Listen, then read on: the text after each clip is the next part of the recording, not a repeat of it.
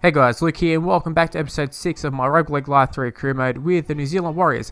Now, the first game in this episode is going to be a game against the Brisbane Broncos, travelling up to Suncorp Stadium. So this should be a bit of an interesting affair. I mean, Broncos don't look to be travelling too well, but you'd imagine they got a few good players in the side. We'll see their lineup in a second, but Suncorp Stadium, usually a tough ground to play at, and we're playing in our Nines jerseys. I think they look awesome. But taking a look at their lineup, they've got Oates and Fecky in the centres, Milford and Ash Taylor in the halves. And I believe Ash Taylor in real life, obviously a good player. On the game, not so much. But they've got a few decent players, but it's definitely not, the same sort of standard Broncos you would have seen in the past.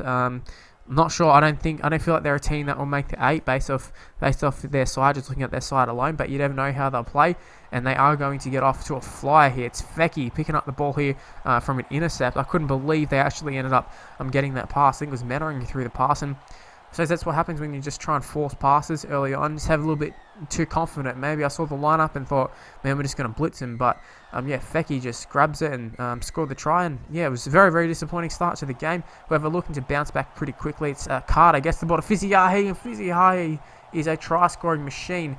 But he won't be scoring right there. I think it was, I actually don't know who it was who made the tackle, but whoever did, it was a great tackle. Unfortunately for the Broncos, they couldn't hold up Chad Townsend. It's just one of those cases where a 5'8" can overpower a forward, which I only seems to happen on Rugby League Live 3 because obviously it's, size versus strength sort of thing.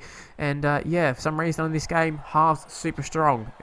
It's a very, very strange one, but right for the kickoff, it was actually Sam Rapira has an incredible run, a great kick return, and Darius Boyd lays on him a little bit too long. It's something that felt the Broncos were doing all game, just laying all over us. They were made to pay as Darius Boyd was sin bin, and then we go and score right off the back of that. It does look like Fiziahi might have dropped the ball here. They do go to the video ref, so we just need confirmation that he did get the ball down, which he did, as you can see just there, and it is a try. Try has been confirmed. We've got the green lights, and now Shaun Johnson to kick the goal to give us a 6-point lead once again here. Well, actually, not once again here. For the first time, we have the lead. So Shaun Johnson kicked the goal, and now we have that 6-point lead.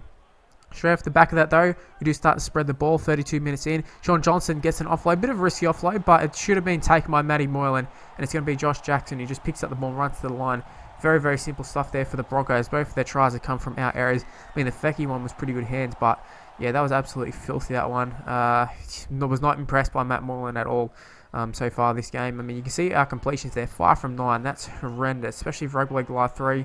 That's very, very bad, but we are still tempting fate here, throwing some very, very risky passes and offloads, and it did not pay off very well there. It just didn't pay off at all, to be honest with you. And then a few tackles later, Anthony Milford takes on the line here, beats one player, gets him on Vadavai. Vadavai kind of wrapped him up a little bit, but then he just breaks out of the tackle. I couldn't believe it, as if Manu Vadavai would just fall off a tackle like that, especially like a little guy like Milford. I know Milford's pretty strong, but breaking out of that tackle, I thought that was ridiculous, and it was very, very frustrating. Felt like I couldn't do anything about that try. Every time I made a tackle, they just break out of it. So, I mean, it was a very frustrating try, but at the same time, we're just shooting ourselves in the foot here. We're not getting any favours by the referees, and I mean, Darius Boyd came on, obviously, for the second half after he completed his sin bin. So, Broncos did pretty well, but there's another error. Now, basically what happened there, I was trying to control like the hooker, McInnes, but it wouldn't let me. It was just like he was froze. I couldn't do anything. And then obviously the Broncos jump on the ball. Thankfully, they're not going to capitalise on it, as we do get a bit of an intercept just there. But leaves us with very little time left on the clock here. We do shift it to the right here. Moylan got it to Henry. Henry gets it to Hurrell, and Hurrell was absolutely smashed there. I think it was Darius Boyd making the tackle in the fullback position. But this is the last roll of the dice. 80 minutes is up. Moylan gets it to Lasani. Probably need to throw up the Townsend there. That's the wrong pass. And Solomon Carter is smashed and wrapped up, and the Broncos will win the game. Now, I did do a bit of a press conference after this game. Very, very interesting one. I'd like you to take a look at the press conference, to be honest. But before we do that, 18-12, Anthony Milford man of the match. But here, let's take a look at the press conference. It was a rough night in the office for your Warriors. What did you make of the performance? What did I make of the performance? Honestly, I thought it was a shit performance. Obviously, our winning streak, our undefeated streak, it's over. And I'm very, very disappointed. I'm disappointed in the lads. I didn't really feel like they put in lots of errors, but I thought the main thing I took away from that game is the referees. They've lost control. They're just shit, to be honest with you. I was absolutely appalled with the referees. I can't believe there was only just the one sin binning. I thought the Broncos all over us. They didn't patrol 10 enough, in my opinion, and Yeah, it's ridiculous. It's got to be an investigation into it. Most would say it was the errors from your players, not the referees at all. Yeah, some might say that, but those people would be fucking idiots. If they saw the game, like I did from up in the coach's box, you would have seen that, just they weren't patrolling the 10 enough, and I felt the Broncos were constantly in our face, and I just think it was typical Broncos. They got all the calls, and they seem to get everything handed to them by the NRL, and us little lads over in New Zealand, we don't get much of the calls, especially in Brisbane. The crowd goes up and there's a penalty, and if it wasn't for the crowd, there probably would have been a hell of a lot more penalties going our way, in my opinion. Are you worried about a possible fine from the NRL for your comments here? To be honest with you, the NRL, I don't give a shit. If they want to fine me, I don't care. They fine Ricky Stewart heaps, they fine Des Hasler heaps, I don't care. Fine me, I don't care. That's all I've got to say. You know what, I'm done with this press conference. A lot of yous. As a result of my comments, I was fined by the NRL and asked to apologise. Here's my apology. Hey guys, thank you for attending here to address my comments from the press conference after our last game. I've got a written, prepared speech, so I'm just gonna go from that. I would like to apologise to the match officials for our last game versus the Broncos. I was out of line at the press conference to not only the officials but the Broncos and the NRL. But out of line, I mean that should have been much harsher. The NRL, the Broncos, the match officials.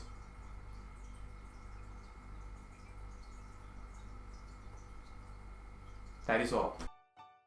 Okay, so yeah, we saw the press conference, we did see my apology. Now we can see the other results for round 7, and you can see we're still actually coming in first. Dragons must have lost as well. So yeah, we do still have a 2-point buffer going into this second game, taking on the South Sydney Rabbitohs. Rabbitohs actually going surprisingly good. You'll see their lineup, it isn't that strong in my opinion. It looks quite trash, to be honest with you, but they got a few good players in amongst the side, but for the most part not that good. But I mean, you got Johnston and Walker. Yeah, they got a pretty good halves pairing, but the rest of the side is pretty average at best, to be honest with you. I mean, they got a good hooker, but yeah, I mean, like your Inglis's are gone, your Adam Reynolds are gone, like everybody's gone, like from the main side. There's no Sam Burgess, obviously, because he wasn't in the game when I started this, but I do have both Tom and George still in the prop positions. But funnily enough, it was the Rabbitohs stepping up to the plate here and starting the game pretty strong. And there was another error to start the game for us here. Well, not quite start the game, but you can just see it's another error. It was one of our first highlights with the ball, and a second highlight isn't much better. Running it on the 5th, and you see there Vadavai just got wrapped up very, very easily. They basically showed that clip because we were running it, and I was thinking, oh yeah, this is sweet, we're going to score a try here.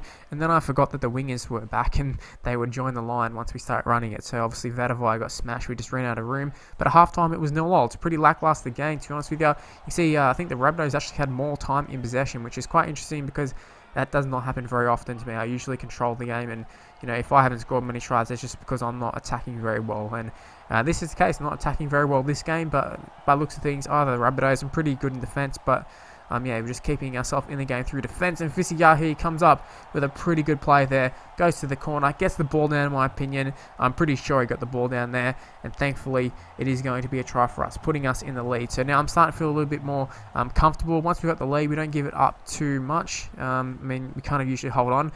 Don't take into account the Broncos game. Maybe we're not good finishers or something, but yeah, well, maybe it's just that game. But you see Townsend takes it to the line, throws another pass there, and it did hit Dylan Walker in the face. So everything I just said, take that back.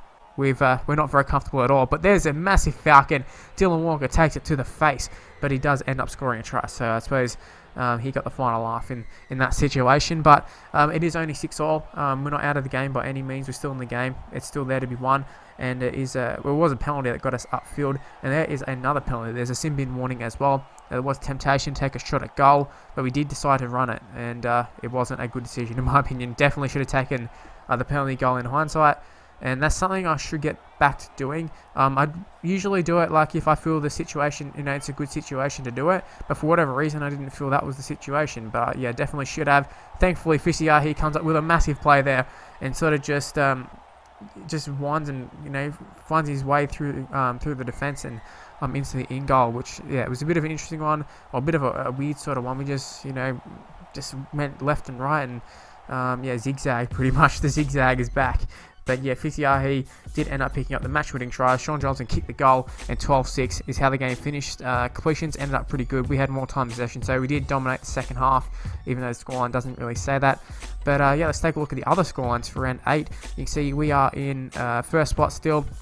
Sharks and Dragons both winning, keeping that 2-point gap between first and second, but we are still at the top of the table for the time being anyways, so I'm pretty damn happy about that one. And yeah, that's where the video is going to end. Hopefully you did enjoy it. If you did, make sure you go ahead and smash the like button. You can subscribe if you're new around here. Follow me on Twitter at MrLuke, Facebook page in the description below, and I'll see you in the next video. Bye guys.